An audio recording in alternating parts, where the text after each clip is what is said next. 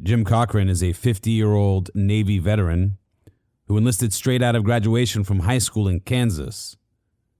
He was deployed to the Persian Gulf on aircraft carrier USS America and participated in Operations Desert Shield, Desert Storm, and Provide Comfort. Jim became one of the youngest enlisted aviation air wing warfare specialists. Jim was honorably discharged in 1995 and is a proud member of the Veterans of Foreign Wars. Jim has a genetic disorder called Polycystic Kidney Disease that has attacked and permanently damaged his kidney function.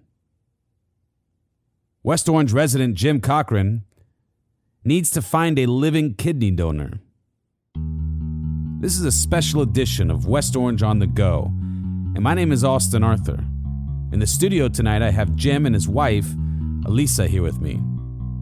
Jim, Alisa, thank you for being on the program. Thanks for having us. Thank you.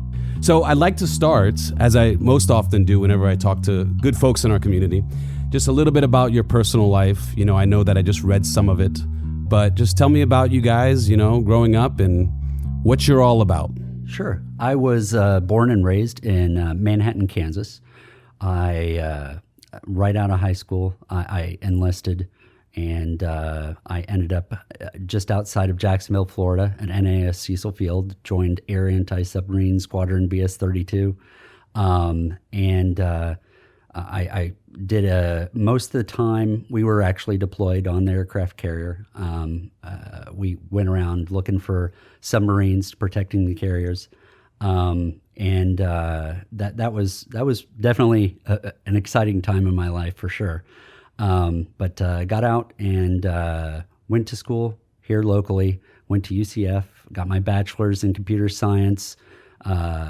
Minor, and then I got my master's in information systems at FIT, and met my beautiful wife Alisa, and we've got three wonderful daughters, Ashley, Abigail, and Alexandra. Abby and Alexandra are going to University of Florida right now. Go Gators! There you go. Yeah. So, yeah, it's been a great ride. Unfortunately, through the process, as you mentioned, I've got this hereditary disease that my grandfather had and my father has. I've got, and unfortunately, one of my daughters does too. And there's really no cure for it currently. They just have to, treat the symptoms that come up. Right. So tell us a little bit about that disease. What does it do to the body? What is it? What are the symptoms? Sure. I've got polycystic kidney disease, and essentially that means that cysts grow in your kidney and they enlarge until a point where the kidneys just can't function anymore. The kidneys are designed to filter impurities out of your blood, and they just can't do that.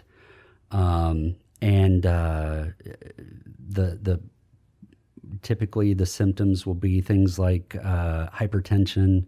You can get tired very easily, things of that nature. So they watch those very closely, medicate to make sure things don't get too bad. Mm-hmm. And what's the prognosis on something like this kind of condition? It's classified as a terminal illness. Mm-hmm. Mm-hmm. And your grandfather had it, and did he ultimately pass in complications related to this disease?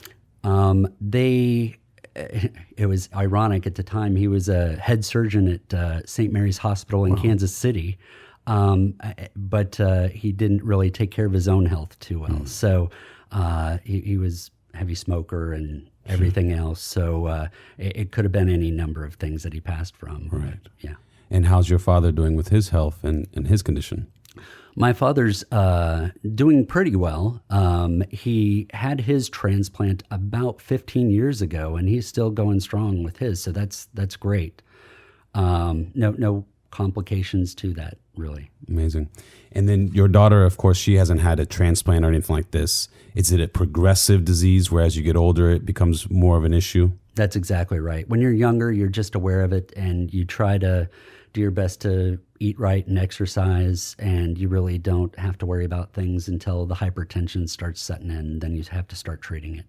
And is that what has now occurred with you? Are you starting to get bad hypertension and this kind of thing? Is that why we're at the point where we need a new kidney? I've been dealing with hypertension for many years. I would say I probably started treatment in some capacity or another for about 7 to 10 years.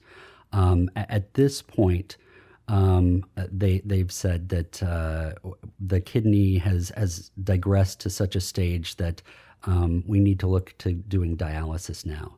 So you have to plug yourself into a machine and it'll automatically filter your blood for you. They've got several different ways to do it now. It's much better than it was back when I was with my dad and saw him going through the process, but it still really takes a toll on your body. It could be anywhere from 4 to 8 hours that you have to be plugged into the machine for it to filter your blood. And it can be anywhere from 3 to 5 times a week that you have to do it. Wow. Now, with dialysis, though, if you were on dialysis, what does the prognosis, does it change? Is that something that you can stay on and be okay? Or is it more of just a Band-Aid, so to speak? Yeah, it is more of a Band-Aid. Theoretically, it could potentially be indefinite, but it really takes a toll on your body as well, and it's tough to go through.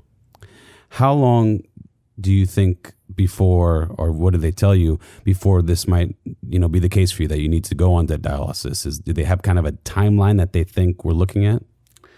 Yeah, I actually got on the kidney transplant list in November of last year, so I've been on for about a year. They gave me an estimate at that time that based on how many people needed kidneys and how many were available, that I would probably come up on the list in about 2.5 years. So that means I've got about a year and a half left on the list. And they believe that probably by within the next couple of months, I have to be on dialysis. I'm already beginning the process. There's things you have to do to prepare for that. You have to see a vascular surgeon. They'll pull veins out on the outside of your skin, so it's easier to plug into blood filtration systems. Wow. So that is an interesting thing, because we always hear about these lists, the list. How does the list really work? Who gets prioritized? I mean, you gave us a little bit of an idea of what they told you for timeline, which is, of course, just a prediction, certainly no guarantee. But how does it really work? Like, who's getting prioritized, and what is that list really like? Well, again, I'm speaking from what they've told me. So the information I have is they're regional lists. So it's not just one list for the whole country. And you can, if you'd like, be on multiple lists in multiple regions. You just have to be able to respond to those areas within a certain period of time if your name is called. As far as prioritization, it's really first come, first served for the most part, with the exception of they do try to match the type of kidney need to the donor. So, for example, somebody that is in their 80s and they need a kidney, they don't need a kidney that's going to last 20 years. They are a better candidate for somebody that might have one of shorter expectancy. An older kidney. Exactly. Yeah. So when you say these regions, they have these different lists in different regions. What is the significance of the regions if you could apply it to any of the regions? Would you have to go to that area to receive that kidney? Yes, that's correct. Okay. Yeah. Makes sense. Now, what are the qualifications for somebody to be put on or to be considered as a donator? They're essentially anybody can do it. They have rough guidelines for ages around 18, but again, those are just rough, and I don't know if they actually have a cap. They do have some disqualifiers, though. And some of the big disqualifiers are BMI, your body mass. They like for it to be below 30%, but some places will take up to 35. Any history of cancer can be an immediate disqualifier. Any dependencies to ibuprofen can be a disqualifier. And diabetes is another big one. Mm-hmm.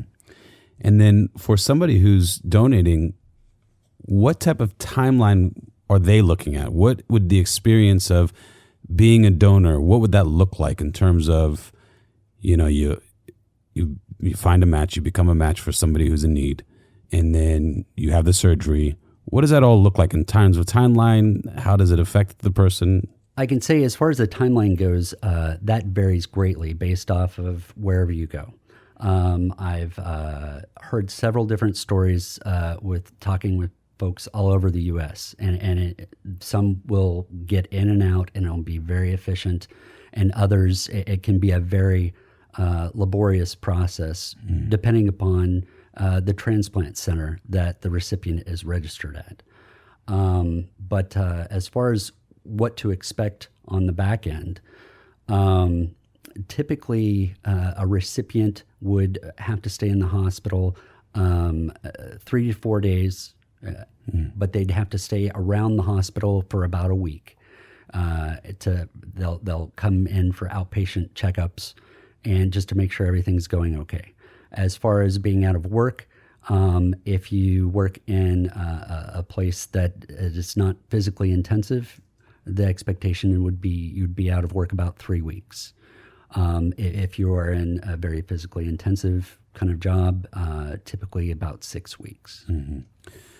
That's incredible. See, I don't think a lot of people would assume that this is a recovery of just a few weeks. To actually donate a kidney, an organ within your body, that type of recovery is so, maybe not easy is probably not the best word, but a lot shorter than you might assume without having that knowledge. So that's very important information.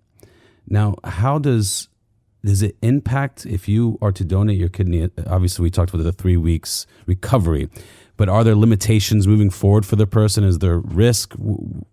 Tell us a little bit about that subject. The most significant thing as far as adverse effects that people experience afterwards, many experience some sort of pain in their shoulder, they'll say, oddly enough, and that's accumulation of some sort of gas pain. And so that's the significance that a lot of donors will see, and that is just temporary, and that goes away fairly quickly. Again, I can't speak personally. I'm not a donor, but I do have a very close friend of mine. Her name is Natalie, and she explained the whole process that she just recently went through in July to me, and she said there really weren't any significant physical limitations as far as diet once you come out of it, or what can you do as far as exercise, and the biggest impact really had nothing to do with the physical process itself. It was more of the experience and sort of the spiritual aspect of the impact that you made on another human being and their family. And a lot of people say they want to make a difference and they want to do something. How can I do something that really has an impact? Well, this is something that someone can do that not only changes, a person's life, it changes a whole family and many people associated to them, for the rest of their lives. It's a huge impact and it's immediate. Yeah, I mean, just thinking about, you have 3 kids, think about to donate an organ to save a life. It's so true that that's not just that one person you're affecting. It's an entire group of people, children, who want their father around. Exactly. So how does one do this in terms of, for you, if somebody thinks that maybe this is something that they feel convicted that they could do, maybe they know somebody that might be able and willing, how do they get started for you? Sure. If anyone's interested in helping me specifically, or other veterans like me, I'm working with a group called Dove, and that's really a group that helps veterans, donor outreach for veterans, and they can be reached at dovetransplant.org, and just let them know you can have a specific veteran you want to help out. You can have a certain type of veteran, maybe a single mom. That's who you want to target. They help find those people and put them together with the type of person you want to specifically help. Mm-hmm. So when they go on the website, they can put in your name even? Yeah, there's an application on there to fill out, and if you have somebody already identified, you would put my name in there, yes. Okay. So obviously this is a very tough, uncertain time. How do you guys personally, as a family, as a couple, how do you deal with this whole roller coaster that you're facing, this uncertainty? Well, I will say that I am a strong believer in God and a higher power, but I know there's a plan, and I've got all sorts of faith that there is. It can be a little bit lonely at times, and I will say, prior to us finding this group, and there's another group out there, Neighbors Helping Neighbors, that helped us as well. It was a little, a lot of faith, I'll say, a lot of faith, and that can be very overwhelming. But these folks, there's folks out there that maybe they don't want to donate, but they want to help out people that donate. You can help financially, you can help organize, you can help do media campaigns for these people. Right. You can just sit and talk and listen. And I can tell you, when I got a call from this group, Natalie specifically, it was just like the weight of the world was lifted off my shoulders. She said, we're here, we're with you. We're going to put you in touch with other people just like you that are going through this. I was a donor. I know exactly, the process. We've got you and your family. On a personal level, we live life like normal people do. Even though we have this looming over us, we've picked up scuba diving over the past couple of years. This is our first year as empty nesters, so we've taken advantage of that. We still go running. Jim and I are both avid runners, and we do local races and 5Ks. He just did a half marathon 2 years ago. Wow. So we try to live life normally. I mean, he has to watch his diet. He can't drink alcohol, so we don't go to bars. We don't do those things. But probably for the best anyway. But yeah. But we live life just like everybody else and try to make the most of it every day. Right. Yeah. Very good. Is there anything else you want to tell the listeners? Any message or any other comments? I would just encourage folks to do whatever they can. If nothing else, then go to Donate Life, like you mentioned earlier. And if something should unfortunately happen to anyone, then it could be the last thing you do is to save another life. So if nothing else, please go to Donate Life. But there are several organizations out there. It doesn't have to be a veteran. It could be anyone. I will say, last year alone, there were 100,000 folks on the list that over 100,000 that needed help, and over 5,000 lives were saved last year by people donating, and 85% of those were people in need of kidney transplants. So there's a lot of people out there really helping out, but there's still a very big need. Yeah, and that's an important point, because even if maybe you get a kidney soon and somebody hears this and they feel compelled to help, there's still so many people out there that are in need, and to be able to give a part of yourself. You mentioned God before, and I believe in a God, and I believe that our bodies are not ours, they're His. So being a steward of that organ that maybe you could give up to somebody else to help save a life and impact an entire group of people, an entire family, it's very profound.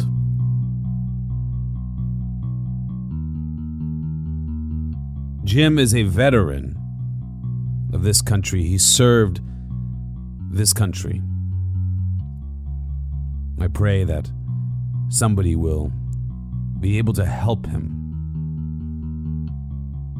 Our veterans give us so much, put so much on the line.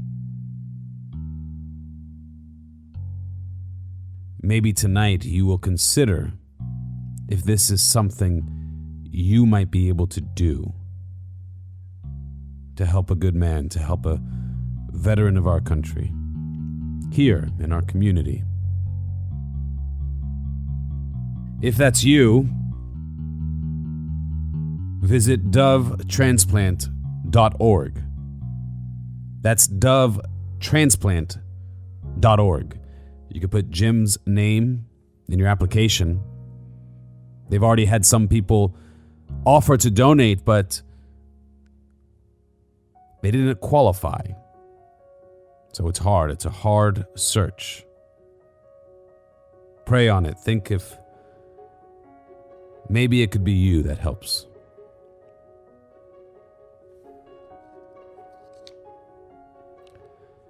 Otherwise, we can all surely lift up prayers for Jim, Alisa, and their family. Together we are better. This has been a special edition of West Orange on the Go. My name is Austin Arthur, and I want to thank my two guests, and I want to thank all of you for listening to this program. Good night, West Orange.